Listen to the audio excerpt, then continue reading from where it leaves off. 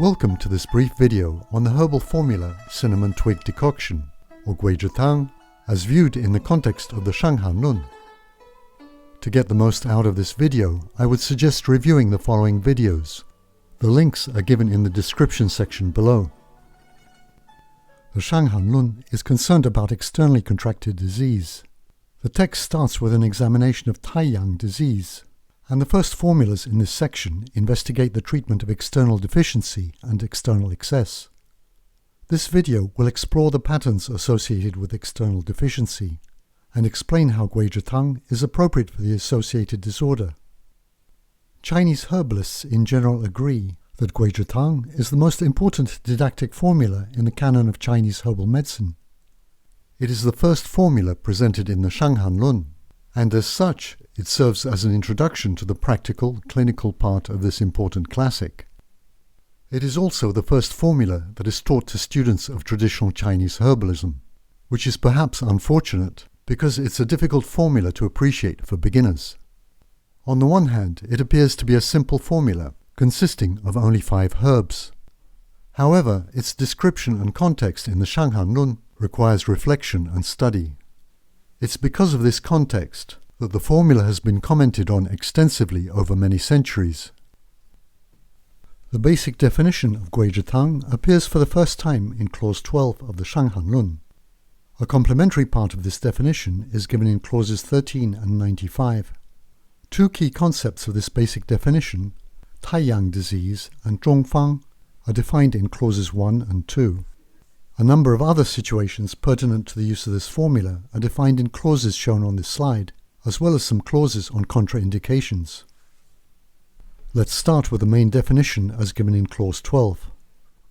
太阳中风，阳伏而阴弱，阳伏者热自发，阴弱者汗自出，瑟瑟恶寒，息息恶风，息息发热，鼻鸣干呕者，桂枝汤主之。Taiyang Zhongfang. The yang is floating and the yin is weak. Floating yang generates fever. Weak yin results in spontaneous sweating. There is huddled aversion to cold, wetted aversion to wind, and feather warm fever. The nose is noisy and there is dry retching. In this case, Gui Zhi Tang governs. Gui Zhi Tang is the representative formula of Taiyang Zhongfang disease. The general pulse, signs and symptoms associated with Taiyang disease are given in clause 1. The Zhongfang or windstrike variant of Taiyang disease is described in clause 2. The theoretical explanation is given in clause 12 and clause 95, and clause 12 completes the description with the recommended treatment. Before I go on, it's worth taking a few minutes to recognize the place of these statements in the history of medicine. The Shang Han Lun was written some 1800 years ago. If we compare clause 12 to a statement in the Wuxia Bingfang written a few hundred years earlier, we can see this as a completely novel approach to healing. Whereas the earlier document, found in a tomb sealed in 168 BCE, indicates that in those times healing was exercised by a shaman, appeasing spirits using incantations and herbs, the Shang Han Lun shows that a sophisticated theoretical system had evolved, explaining the mechanism of disease, and that an examination of the patient's signs and symptoms would indicate an appropriate herbal remedy. We might also note that the description of the signs and symptoms is precise, in some part thanks to its poetic nature. As we will see later, this precision is also extended to the preparation of the herbal formula. Although the theoretical framework does not coincide with modern Western medical theory, this new approach can clearly be seen as an early form of science or proto-science. I'll now present clauses 13 and 95, which, as I mentioned earlier, are complementary clauses to the main definition. Clause 13 states, in Taiyang disease, if the patient has headache and fever, there is sweating and aversion to wind, Gui Zhi Tang governs. This statement adds headache to the symptoms of the disease. Clause 95 states, in Taiyang disease, if the patient has fever and is sweating, this is because Rong is weak and Wei is strong. By causing sweat, there will be relief from wind evil. In this case, Gui Zhi Tang is appropriate. This clause, in combination with clause 12, helps give a theoretical explanation to the disease. We will examine this in more detail later. This slide gives a summary of the clauses cited so far. From this summary, we can see that the Gui Zhi Tang presentation is indicated by an aversion to wind and slight aversion to cold, fever, moderate sweating, headache, stiffness in the back of the neck, nasal congestion, possible dry retching, and a floating moderate pulse.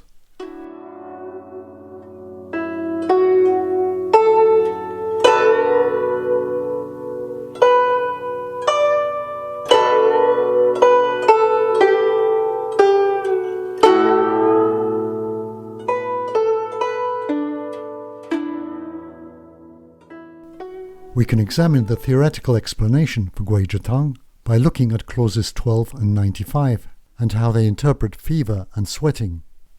The key phrases are clause 12, the yang is floating and the yin is weak. Floating yang generates fever. Weak yin results in spontaneous sweating. And clause 95, the patient has fever and is sweating.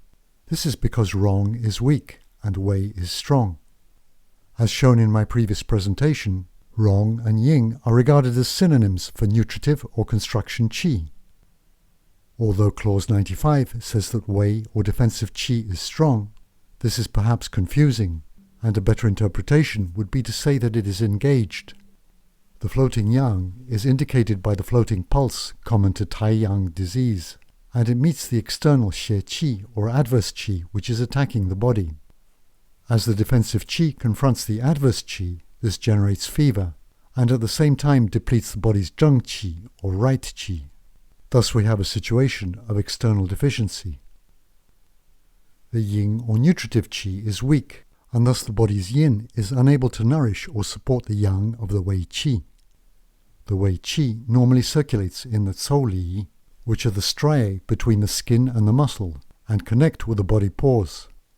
As the yin and the wei are in disharmony, this results in lack of control of the body pores, and thus in spontaneous sweating.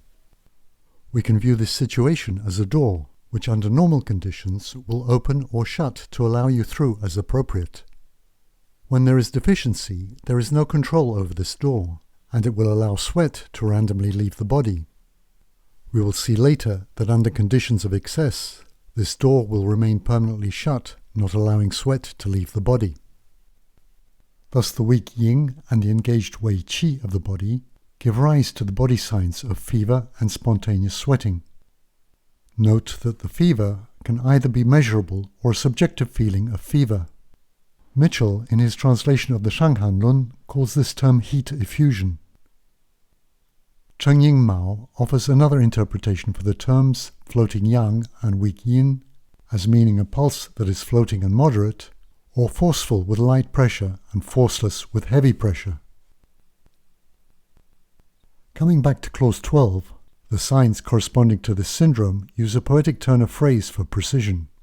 Se se wu han, severe aversion to cold. Se means stingy or miserly. Translating se se as huddled implies severe aversion to cold, where the patient huddles to preserve body heat. Xi xi wu fang, wetted aversion to wind.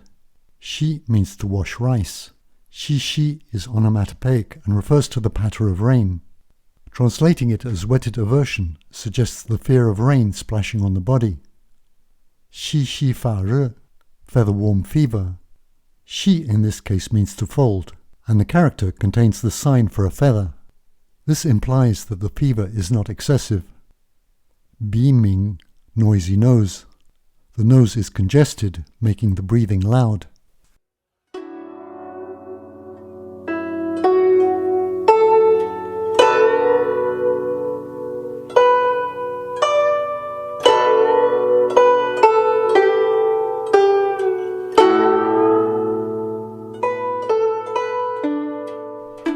I'll look at the herbs and preparation of this formula in a separate video. We can give some thought here as to why this formula has continued to play an important role in Chinese medicine. First, the Gui Zhi Tang clauses are followed by variants of this fundamental formula. The descriptions of the variants both indicate the signs and symptoms they treat and simultaneously serve as a primer as to how practitioners should adapt formulas depending on various patient conditions. Secondly, practitioners repeatedly return to this formula for inspiration as to how to treat their patients. It encourages us to see disease in terms of yin and yang, to look more carefully at the factors causing disease, the meaning of the observed signs and symptoms, and of the use of complementary strategies. Yang and yin are central concepts in Chinese medicine and in the Shang Han Lun. Yang and yin can be seen in the overall progression of the disease over time. In the early stages, the zheng qi, or the right qi, dominates. The immune system is strong. In the later stages, the zheng qi is overwhelmed, and the xie qi, which can be viewed as the pathogen, dominates.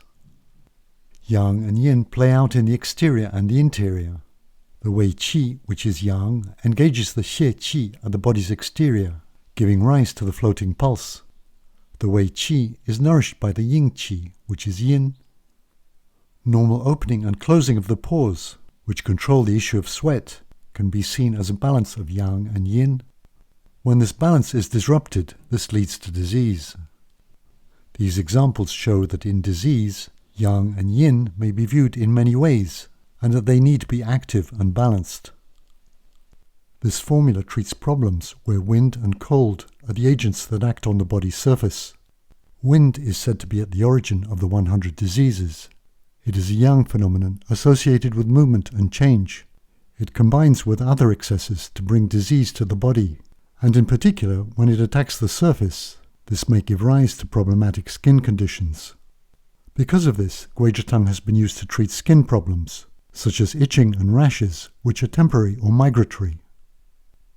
Although the signs and symptoms seem to be implying an approaching cold, they can also be found in a number of other conditions, such as menopause or infertility, indicating that this formula should be used. Finally, some of the clauses mention sweating and purging treatment, as well as acupuncture, so these should also be considered when applying this formula. Clause 24 of the Shang Han Lun specifically recommends needling the Feng Che and Feng Fu points, echoing a clause in the Huangdi Neijing. I will cover the herbs used in this formula in another video. Thank you for watching this video, and I hope you will join me in future videos in this series.